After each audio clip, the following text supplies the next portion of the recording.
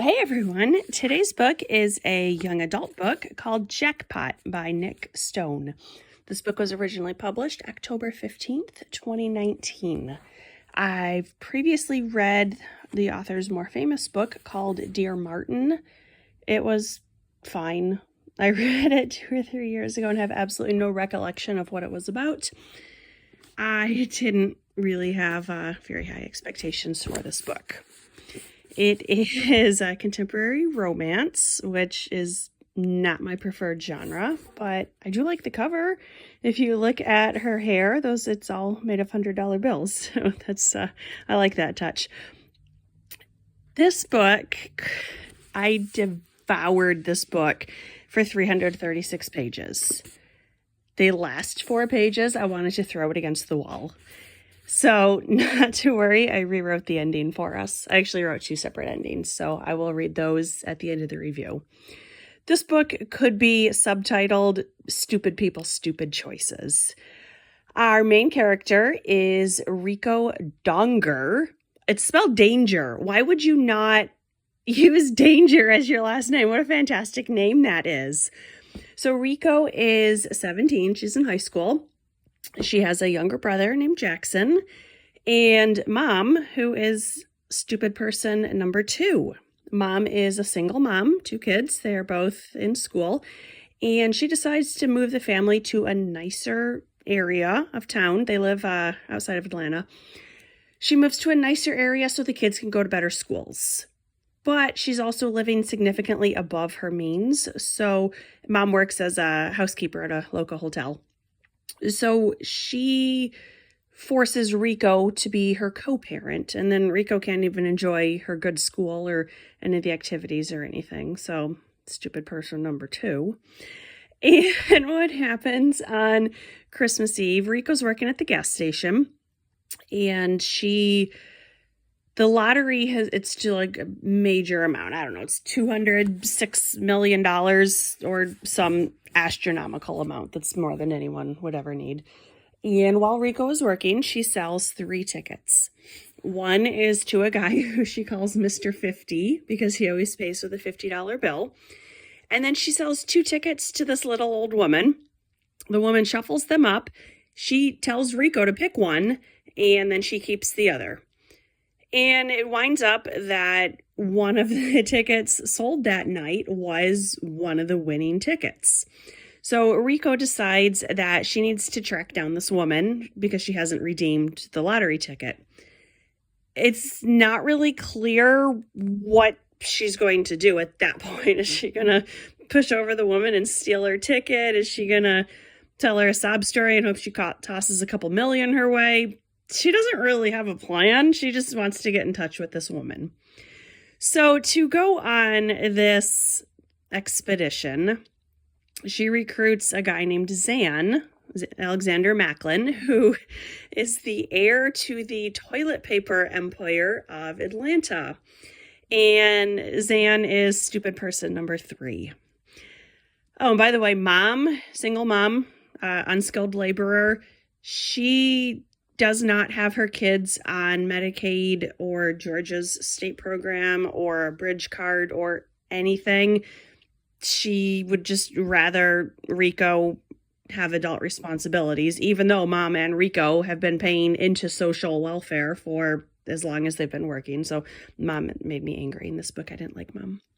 So Rico hasn't talked to Zan since like kindergarten, but she has heard rumors that he's decently good as a hacker. So she recruits him to break into the security footage of the gas station and launch them on their treasure hunt to find this woman.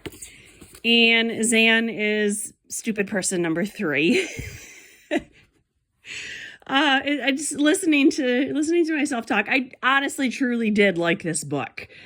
It's just bizarre. So Zan is immature. He grew up very, very wealthy, but oh, poor Zan. He had to start making a minimum wage at the family business before he could inherit it. And Oh, rich people problems. That's basically his entire story. He has a super loving family. Everyone's really, really generous and welcoming and fantastic. And oh, poor Zan. He doesn't want to inherit this multi-million-dollar corporation.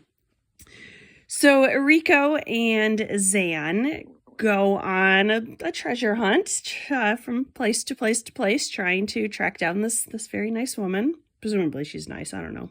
Rico seemed to like her. And along the way, Rico and Zan are flirty, and maybe there's a burgeoning romance. All the signs are there. And of course, Rico, she's so negative. Oh, why does Zan like me? He just has to be teasing me. This can't be real. And then she gets mad at him for the dumbest stuff. As an example, Rico doesn't have a car, so she normally takes the bus, but then once she and Zan start hanging out, he comes to pick her up from her job at like 10 o'clock, 11 o'clock at night and drives her home. And she gets mad when he says stuff like, I'll pick you up after work tonight. Because she wants him to say, would it be all right if I came and gave you a ride home? And it's like, Rico, get over yourself. He's doing you a major favor here, basically being your chauffeur. And you're going to be uppity because he doesn't use the language that you would like for him to use. So I don't like her either. And along the way, she becomes friends with Jessica, who lives next door. And she is also friends with Zan. And then Jessica is dating this guy named Finesse. And he's also friends with Zan. So Rico finally has a friend group, which is what she's always been wanting. But it's still never good enough for her. And then poor little Jackson gets meningitis and winds up in the hospital to the tune of a $300,000 medical bill. So again, this book was really good up until page 336. And I am at 7 minutes, 5 seconds. I'm going to ruin the ending.